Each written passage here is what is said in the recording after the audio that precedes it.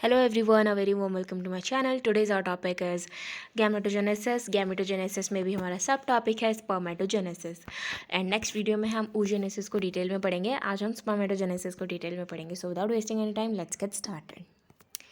Spermatogenesis, the process of formation of spermatozoa sperms from diploid spermatogonia is called spermatogenesis. तो यहाँ पे क्या हो रहा है कि स्पर्म्स का फॉर्मेशन हो रहा है डिप्लॉइड स्पर्मेटोगोनिया से. इसी प्रोसेस को हम बोलते हैं स्पर्मेटोजेनेसिस. अब ये तो बहुत सिंपल सी डेफिनेशन लग रही है but it is really a long process. ठीक है, अब इसको हम समझते हैं अच्छे से. यहाँ पे क्या है, 4 फेज़ हैं यहाँ पे दिख रहे हैं आपको. Multiplication phase, growth phase, maturation phase and spermatogenesis. ठीक है, फर्स्ट वन पहले क्या होता है, स्पर्मेटोगोनियम होता है जिसमें 46 नंबर ऑफ क्रोमोसोम्स पाए जाते हैं.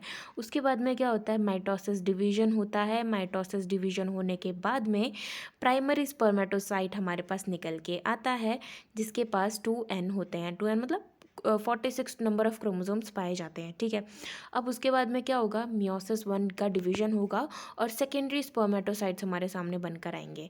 एंड मियोसिस 1 के डिवीजन में क्या हुआ, 1 से 2 बने. अब ये 1 से दोबारा 2 बनेंगे. मियोसिस सेकेंड का डिवीजन होगा और ये हमारे सामने आ जाएंगे स्पर्मेटिड्स. स्पर्मेटिड्स फर्दर ग्रो करेंगे और फिर या फिर हम कह सकते हैं कि मैच्योर होंगे और फर्दर स्पर्मेटोजोआ में कन्वर्ट हो जाएंगे. This is all about spermatogenesis. And अब इसको अच्छे से पढ़ते हैं. ठीक है, स्पर्मेटोजेनेसिस जो है वो 4 फेज में कंप्लीट होता है. First one is multiplication phase, growth phase, maturation phase and differentiation phase. इनको अच्छे से समझेंगे. मल्टीप्लिकेशन फेज क्या होता है, the male germ cells spermatogonia present on the inside wall of seminiferous tubules multiply by mitotic division and increase in numbers. जो male germ cells होते हैं या फिर हम कहें स्पर्मेटोगोनिया होते हैं जो कि सेमिनिफेरस ट्यूब्यूल्स के अंदर पाए जाते हैं, वो मल्टीप्लाई करते हैं माइटोटिक डिवीजन से और इंक्रीज होते हैं. ठीक है, ग्रोथ फेज में क्या होता है, जो स्पर्मेटोगोनिया है, spermatogonia grow and increase into size and form primary spermatocytes. जो स्पर्मेटोगोनिया है वो ग्रो होता है और साइज में बढ़ता है ताकि वो प्राइमरी स्पर्मेटोसाइट बना सके. Each spermatogonium is diploid and contains 46 chromosomes. जो स्पर्मेटोगोनियम है वो डिप्लॉयड होता है और 46 क्रोमोसोम्स उसमें पाए जाते हैं. अब क्या होता है, maturation phase of formation of spermatids में some of the spermatogonia called primary spermatocytes periodically undergo meiosis. कुछ स्पर्मेटोगोनिया में, जिसको हम प्राइमरी स्पर्मेटोसाइट्स भी बोलते हैं, वो मियोसिस की प्रोसेस को अंडरगो करते हैं. A primary spermatocytes complete the first meiotic division, reduction division.